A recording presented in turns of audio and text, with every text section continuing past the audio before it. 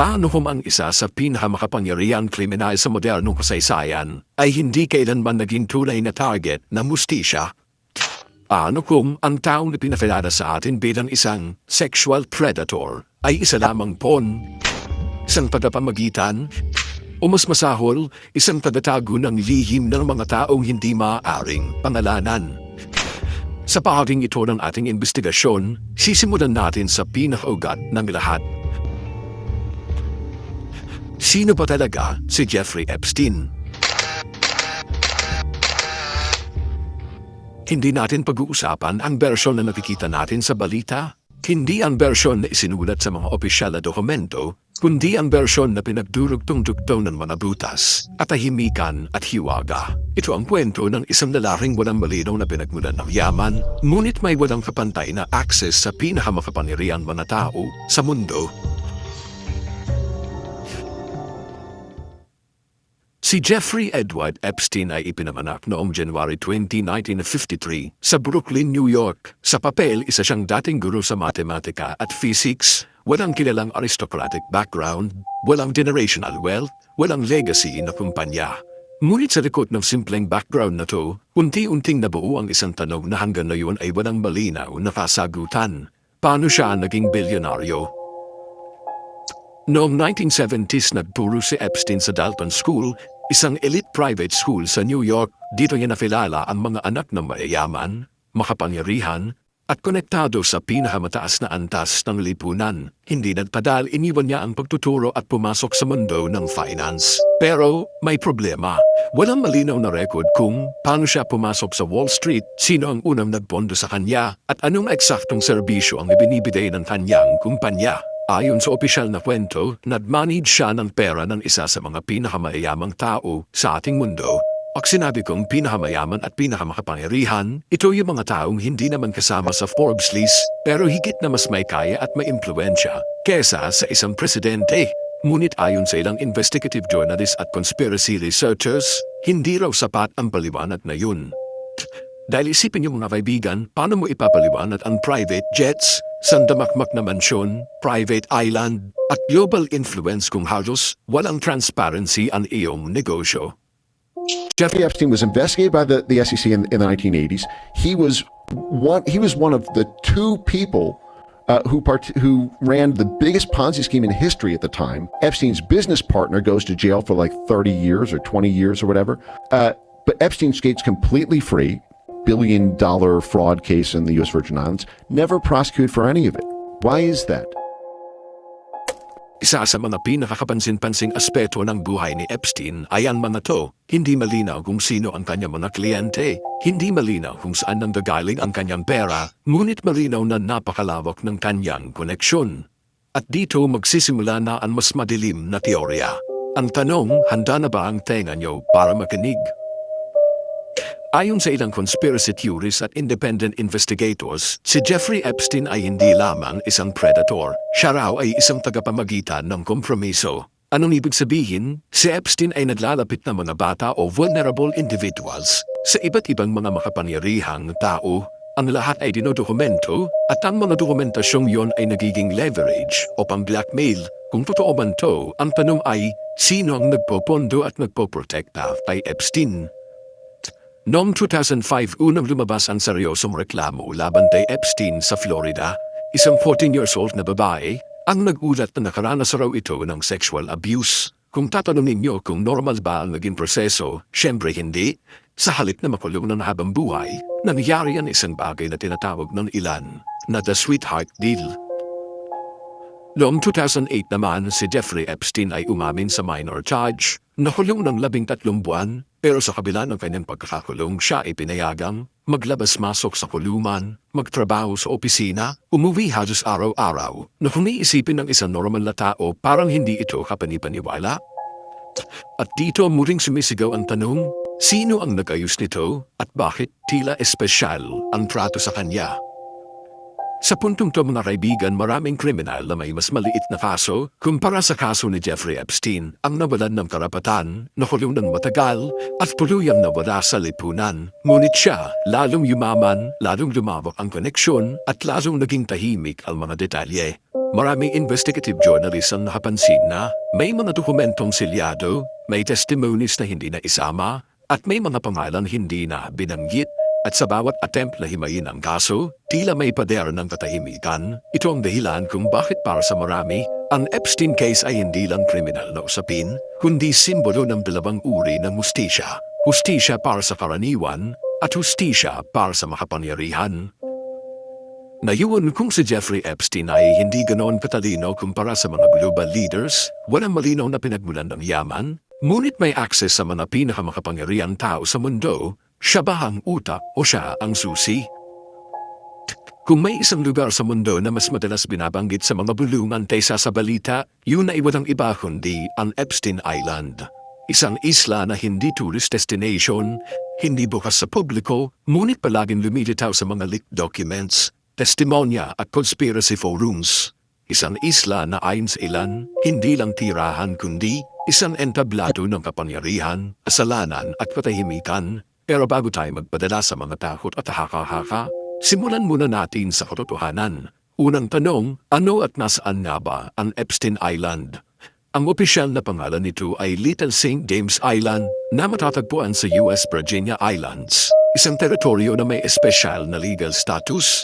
Binili ni Jeffrey Epstein ang isla noong 1998 at sa mga satellite images makikita ang malalaking mansyon, guest houses, helipad at iba't ibang underground structures. Ngunit ang pinakanakapukaw ng pansin ng publiko ay isang kakaibang gusali sa isla, isang dome-shaped structure na tinawag ng marami bilang the temple. Ayon sa opisyal na paliwanag, ito ay isang meditation room, private retreat at personal sanctuary. Ngunit para sa conspiracy researchers, hindi raw ito ordinaryong gusali. May mga nagsasabing ang disenyo ay kahawig ng occult symbolism, mga underground tunnels, at may mga silid na hindi nakikita sa surface maps. Mahalagang paalala, walang opisyal na ebidensya na papatunay na ito ay ginagamit sa mga satanic rituals. Ngunit ang kakulaman ng transparency ang siyang nagpapalakas ng hinala. At dito magsisimula ang mas madilim na bahagi ng kwento. Isa sa mga pinaka-controversial na aspeto ng Epstein Island ay ang tinatawag na flight logs. Ito ang mga tala ng mga taong sumakay sa private jet ni Epstein na tinawag ng media bilang The Lolita Express. Sa mga dokumentong ito lumitaw ang mga pangalan ng politicians, business tycoons, sikat na celebrities at maski mga royalty. Hindi lahat ng pangalan ay nananulugan na sangkot na sila sa krimen at ang kanilang pagbisita ay hindi otomatikong katibayan ng iligal na gawain. Ngunit ang tanong ng marami, bakit kailangan itong ilihim at bakit walang malinaw na paliwanag kung ano ang kanilang ginagawa dun sa isla? May mga babae ilang dekada na ang lumipas na nagsabing sila raw ay dinala sa isla noong sila ay menor de edad, pinakilala sa mga makapangyarihang bisita at di kalaunan, pinatahimik sa pamamagitan ng pera, banta o takot. Ang nakapagtaka dito, ang ilan sa kanilang mga kwento ay magkakatulad, mahigpit na security, walang access sa labas ng isla, at meron daw silang mga ginawang aktibidad na hindi nila lubos maintindihan noon dahil na sila ay bata pa. Para sa conspiracy theories, ito ang patunay na hindi lang si Epstein ang gumagalaw dito. Isa itong organisadong sistema. Ibig sabihin, isang network. Isa nga sa pinakakilalang teorya ay ang ideya na ang Epstein Island ay isang blackmail operation. Ang lohikal na paliwanag, inaaniyahan ang powerful individuals, may mga illegal o immoral acts na nadadanap, at ang ebidensya ang siyang nagiging sandata. Kung totoo man to mga kaibigan, ang tanong ay, sino ang may hawak na mga ebidensya at nasaan ang mga tapes? Dito na tayo papasok sa isa sa pinaka-viral at controversial na aspeto ng Epstein Files. At kung hindi kaya ng sikmura mo ang mga bagay na to, maaari ka nang tumigil sa panonood. I wanted to let you know the crew really appreciated the pizza today. This is from a guy named Roy Hodges to Jeffrey Epstein. I wanted to let you know the crew really appreciated the pizza today. Thank you for letting us do that. Pag-usapan natin ang mga codes na nakuha sa mga nag-leak na emails sa Epstein Files na naglalaman di umano ng mga sikreto. Sa analysis ng researchers, may mga salitang paulit-ulit na lumilitaw. Pizza, hotdog, cheese, pasta, ice cream, walnut, sauce, map at marami pang iba. Ayon sa mga naniniwala sa code theory, ang mga salitang to ay hindi literal. Ginagamit umano ang mga to bilang coded language para sa isang illegal na aktibidad. Bago tayo magpatuloy, lilinawin ko lang, walang korte ang nagpatunay na mga salitang to ay opisyal na code para sa krimen. Ngunit ang kakaibang konteksto at dalas ng paggamit ang dahilan kung bakit naging viral ang teorya nitong mga nakaraang linggo. Ngayon, subukan nating tumawid sa mas mahiwaga at mas delikadong usapan ng kaso. May mga conspiracy groups na naniniwala na ang mga makapangyarihan tao na to ay sangkot sa mga sinaunang ritual. Ang isla raw ay ginagamit bilang ritual sites at ang kanilang mga aktibidad ay konektado sa ancient belief systems. Walang solid na ebidensya na papatunay nito at ito ay tinuturing na pinakaradikal na bahagi ng conspiracy narrative. Ngunit ang tanong ng ilan, bakit tila maraming simbolismo at bakit tila may pattern sa mga lokasyon at disenyo? Isa sa pinakanakakatakot na bahagi ng kwento ay hindi ang mga aligasyon kundi ang katahimikan. Bakit sobrang tagal bago muling binuksan ang kaso? Bakit maraming dokumento ang selyado? At bakit tila walang ibang nananagot bukod kay Epstein mismo? Para sa mga naniniwala sa conspiracy, ang sagot ay simple, ngunit nakakakilabot. Ito ay dahil masyadong maraming pangalan ang masisira. Sa puntong to mga kaibigan, ang Epstein Island ay hindi lang pisikal na lugar. Ito ay naging simbolo ng elite impunity at simbolo ng sistemang hindi kayang galawin ng karaniwang tao, adaya natin. Isang paalala na may mga lugar sa mundo na hindi nasakop ng ordinaryong batas. Dito magsisimula ang pinakamapanganib na bahagi ng investigasyon, ang koneksyon sa mga pinakamakapangyarihang tao sa ating mundo. Kung marami na kayong nabasa at napanood patungkol dito, isa sa pinakamadalas banggitin sa online discussions ay ang pangalan ng kasalukuyang US President. May mga lumabas na lumang larawan nila na Epstein sa social events, video clips na mga party noong 1990s, at may mga testimonya rin nagsasabing nagkaroon sila ng social interactions at pareho silang bahagi ng elite circles sa New York at Florida. Ngunit ang mga to ay itinanggi ng kasalukuyang presidente ng Amerika, maski ang di umanong pagbisita nito sa Epstein Island. Sinabi na rin na pinutol niya ang kanyang ugnayan kay Jeffrey bago pa man sumabog ang kaso. Para sa ilang conspiracy theories, sapat na raw yung proximity. Pero para sa mga skeptiko, kulang ito bilang ebidensya. Malinaw din sa mga dokumento ang pangalan ni former US President Bill Clinton. Ayon dun sa flight logs, ay ilang beses umanong sumakay ito sa private jet ni Epstein. Sagot naman ng kampo ni Clinton, yung mga biyahe raw ay may kaugnayan sa charity work at wala siyang kinalaman o kaalam-alam sa mga krimen ni Epstein. Ngunit para sa conspiracy community, bakit paulit-ulit yung biyahe at bakit walang malinaw na record ng aktwal na agenda? Muli, kakalaruin ko na mga kaibigan, walang korte ang naghahatol ng kasalanan, ngunit ang pattern ng access ang patuloy na binubusisi. Bukod sa mga politiko, may mga sikat na pangalan sa entertainment industry, fashion, media, at ang ilan sa kanila ay nakitang kasama ni Epstein sa events, lumitaw sa guest list at nabanggit sa testimonies ngunit walang formal charges. At dito pumapasok naman ang tinatawag ng ilan na culture of silence. Isang sistema kung saan mas ligtas ang manahimik at mas delikado ang magsalita.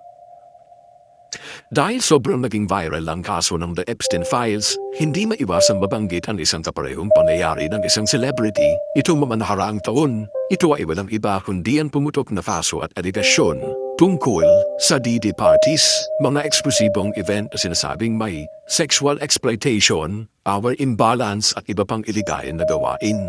Sabi nga ng ilan, kung nagulat kayo sa DD parties, higit na mas malalim pa ang rabbit hole ng Epstein Files. Muli ito ay teorya hindi napatunayang koneksyon, ngunit ipinapakita nito kung paano inuugnay ng publiko ang iba't ibang elite scandals na merong nag-iisang pattern.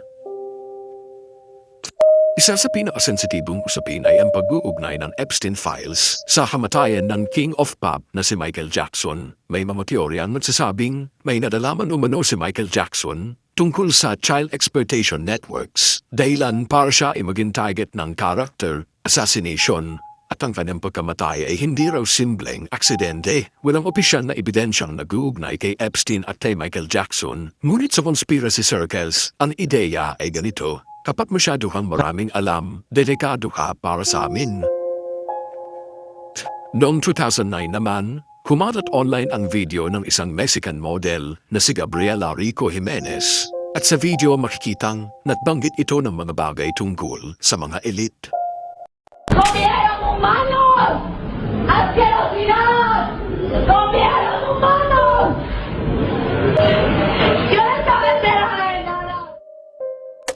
Ang nakakapagtaka dito, makalipas ang ilang panahon, tila mahirap nang hanapin yung video at kakaunti na lamang ang impormasyon tungkol sa kanyang kinaroroonan. Ayon sa mainstream reports, meron daw itong mental health crisis at na-ospital. Ngunit ayon sa ilan, bakit walang malinaw na follow-up?